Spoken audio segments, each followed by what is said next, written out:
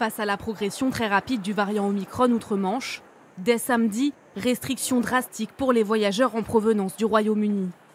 Tous devront justifier d'un motif impérieux pour voyager vers la France. Précision cependant, être français ou conjoint d'un Français constitue un motif valable. Autre mesure, vacciné ou non, test négatif de moins de 24 heures à présenter avant d'embarquer.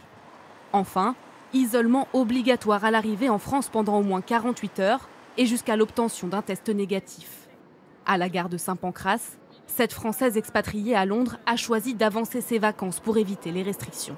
J'avais pris mon billet pour lundi et ce matin, dès que j'ai vu l'article concernant les nouvelles restrictions, je me suis dit que ça allait pas être faisable. On est dans le stress, on ne sait pas quoi faire, tout change tout le temps et je suis épuisée. Des restrictions qui se durcissent aussi dans l'autre sens pour partir vers le Royaume-Uni. Motif impérieux obligatoire également, le tourisme ne sera pas un motif valable. À cela s'ajoutent les mesures britanniques déjà en vigueur, comme des tests au départ et à l'arrivée.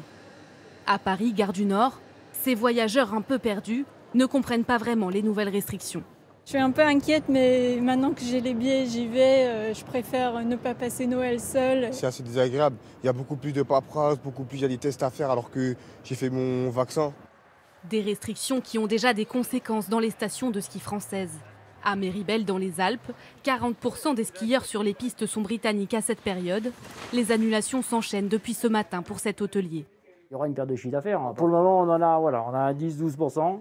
Ça commence à tomber un peu. Les familles qui ne pourront pas venir. Avec ces mesures, la France tente de se protéger de la vague de contamination que connaît actuellement le Royaume-Uni.